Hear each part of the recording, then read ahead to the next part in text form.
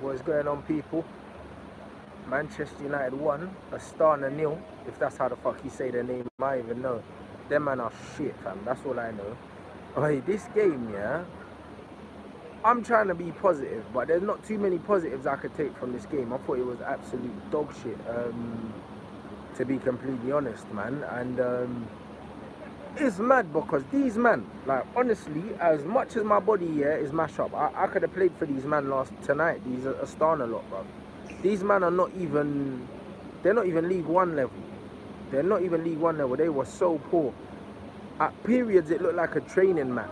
The only difference was United couldn't break them down. Like, we had to rely on the individual brilliance of a 17-year-old youth, yeah, to beat these men. That's not really good enough. Like that's not really good enough at all, if I'm completely honest. And it looked like, it just looked like these men get put on the pitch and they don't know what they're doing, innit? It's kind of like they can't put any passes together with any intent. Like, there's loads of side-to-side passing and stuff like that. Fred moved the ball very well, but it wasn't with any purpose a lot of the time. Like, Matic can't pass forward. He cannot pass forward. You know, when you lot asked me in my last show, when you were like, if you could have any player in the 2000s in this Manchester United team, and I said Michael Carrick, that is why. Because we need someone that can pass the ball and break the lines, innit? Fred kept the ball well, won the ball well, and he kept recycling possession beautifully, but Matic doesn't offer anything, bruv. He's shit. And I think that Oli bottled it by giving him the armband, bruv. Like, Matic has been openly coming out and disrespecting Oli, and Oli's turned around and given him the armband. I think that was a sign of weakness there, guys, to be completely honest. Let me know in the description what you think about that, because Matic is openly liking comments, dissing him, like, making certain remarks and that, yeah, and you give him the armband to appease him almost. It's like you just want to keep man happy, bruv. Nah, you should have really fucked Matic off to the reserves, bruv, after the way that Matic has been behaving, because people talk about certain players' attitudes and people were quick to talk about Pogba and stuff like that, yeah, but Pogba wasn't doing them kind of things there, bruv. Do you see what I'm saying? So, like, Matic has been moving mad disrespectful, and to give him the captain's armband tonight, like, I think that, yeah, I didn't know. I didn't like that still. I didn't really like that. The football today, guys, I've said it so many times. With the players that we have, I don't think that the style of football and the level of football we're playing is good enough.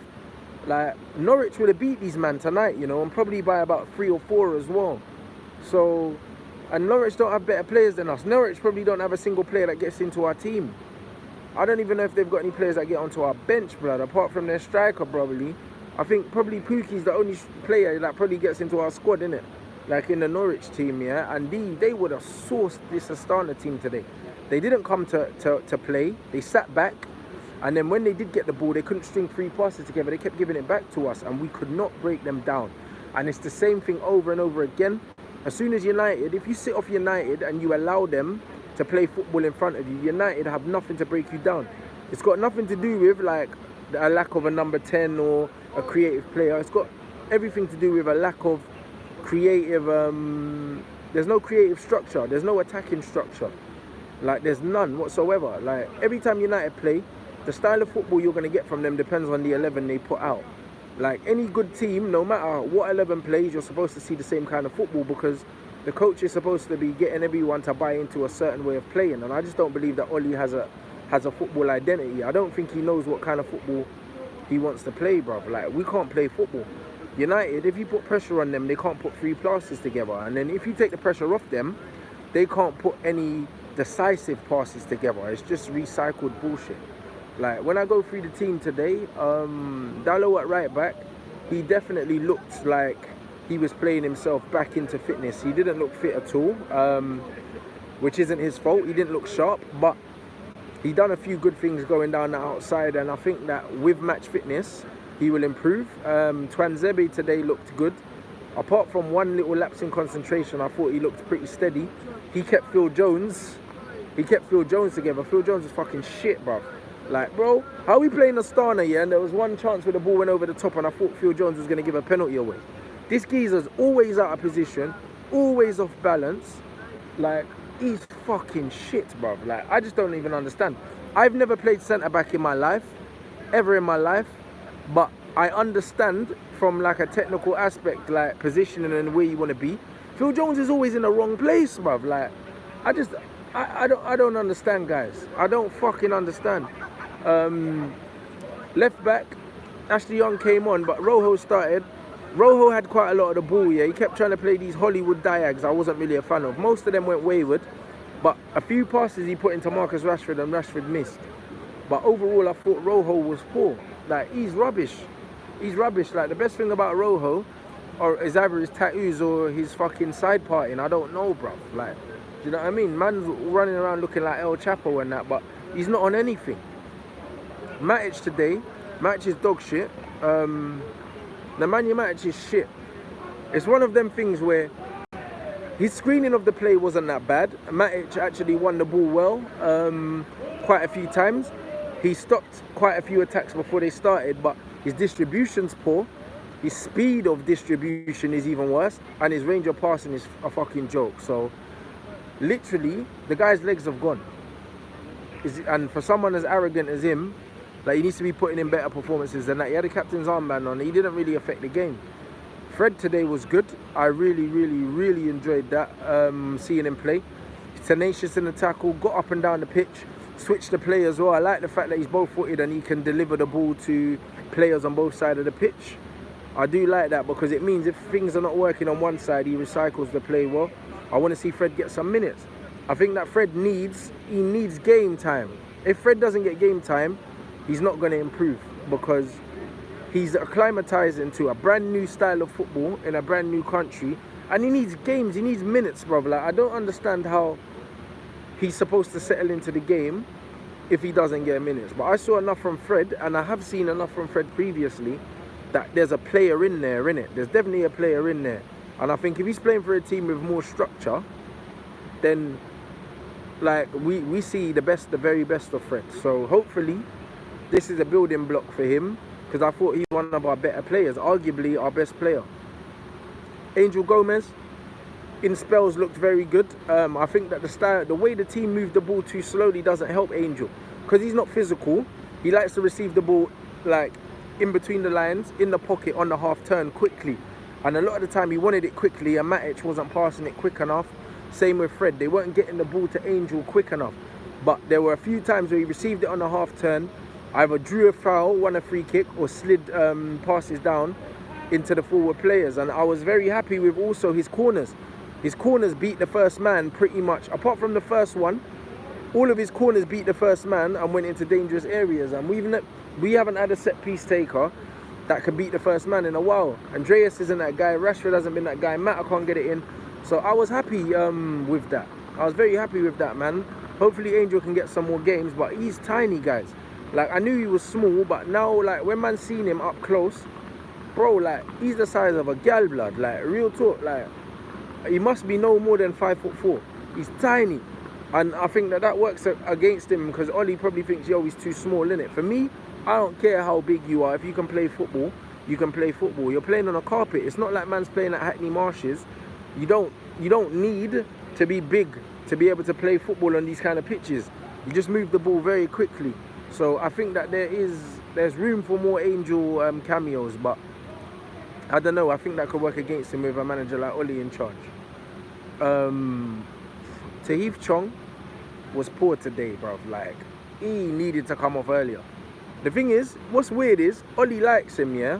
But I don't see star quality in Chong. Chong just looks like he'll be a decent squad player somewhere, but he don't have the gold dust. And for me, if you're not a star, like, what are you doing there, bruv? Like, do you know what I mean? I think that there's better players in the reserves than him. I really do.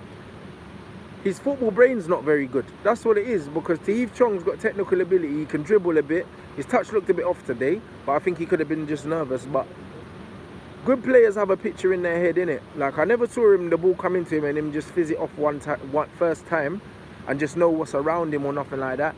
Tried to take too many touches, got weights off the ball too many times. And I think that Tahith Chong, I don't know, I would say a loan would help him, but a loan inside England wouldn't really help him, because I think if he goes and plays at like a more physical level, he get bullied, innit? Like, he's a tall lad, but he's not strong. So, I don't know, it's a fucking strange one with Chongy, man. I just don't think, I think long term he will end up playing abroad. I don't think that he'll be a first team established Manchester United player. Do you know what I mean? That's not me saying he's not a good player. I just think that we're underestimating the level that you have to be at to be playing first team for Manchester United, and he's not there. Mason Greenwood today, brilliant goal. Brilliant goal, bruv. Man like RVG, blood. I told you. You man heard it here first, blood. Man said he was Van Persie 2.0 over a year ago, yeah? But then man scored the RVG with the chop, blood. He chopped my man inside out. I said in the fan cam, bruv. Man sold him a Capri-Sun with no straw, blood. Like, chopped him up. Bottom corner. Brilliant goal, man. And the fact that we're relying on an individual, bit of individual brilliance from a 17-year-old at Old Trafford tells you the state of emergency here. He should have started up front. Ollie started Rashbeck up front. Man like Rash Bandicoot, yeah? Up front, he was shit today again, bro. Like, man missed about 4 chances. All of the chances were within about 8 yards of the goal. And Mason should have started down the middle. I think it's very clear. Ollie's saying that Mason's the best finisher at the club. So why are you not starting him up front, bro? Like, that's what I want to know. Because if Mason, them chances dropped to Mason, he would have bagged, bruv. And not only that, there was one chance in the first half. Yeah, because I was behind the goal in the first half. Dallo got the ball out of his feet on the right wing, went to whip it in, and Rashford was standing on the edge of, like, the top corner of the fucking penalty area. Bro, you're the centre forward. You're meant to be in the box, at least in line with the penalty area, and you're outside the box. His positioning as a striker is abysmal. He's not a centre forward, guys. I'll tell you a million times, he's not a fucking striker. And I'm fed up. Like, I'm fed up, like, of saying it. I'm actually fed up of saying it, bro. Rashford's not a striker, never been a striker. And as long as we have to rely on him leading the line, we are gonna fucking struggle, guys, because he's poor. Every time the ball came into him, when he was in the middle of the goal, the play broke down because he can't hold it or play it off first time. And then when he was out wide, he's running into cul-de-sacs. The one good thing he done today was the little flick that he done to Mason Greenwood, and Mason went to whip it and it went just right. But Rashford tries that flick every game about 4 times, and literally it came off once today. But in a 90-minute game, that flick will not come off 5 or 6 times. This is what we're dealing with. Do you know what I'm saying? And it's funny because I've been pointing this out for a long time, and then people will say, oh, it's an agenda. It's not an agenda, bro. He don't play for England, no. He don't start for England because he's not good enough. He's not good enough to start for us either. It's not an agenda, bro. Like, the facts are the facts. Man's not scoring goals, he's not influencing games, and he's missing loads of chances, and he's still hitting P-rollers from 30 yards. So, all in all, like, Ollie needs to start Mason down the middle if Martial's not fit. And Rashford needs to be used exclusively as a wide player because he likes to run in straight lines. And when you play out wide, at least you can get away with that. So, man's not even going to rate the fucking substitutes because no one cares about Lingard and Mata, to be honest. The bottom line is we got the 3 points, but there's not really too much to take from today that we didn't know. Like, we knew that Mason was an immense talent. He scored a very good goal. I knew that the style of football wasn't good enough, and we saw that today. We knew that we struggled to break down teams when they sit back. We saw that today. So yeah, all in all, against a team like Astana, who would have probably lost to every team in the Premier League, like, we can't really be happy with that 1-0 win, but a win's a win. And we just have to hope that in the return leg away from home, we don't play like that. Because if we do, yeah, that could be a potential banana peel. I don't know the state of their pitch, but I know it doesn't look anything like that. So let me know what you think in the comment section. Who was your man of the match? I'm gonna give it to Fred today.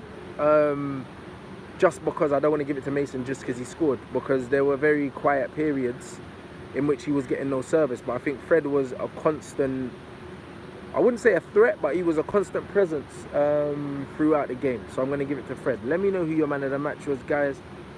Big up for watching.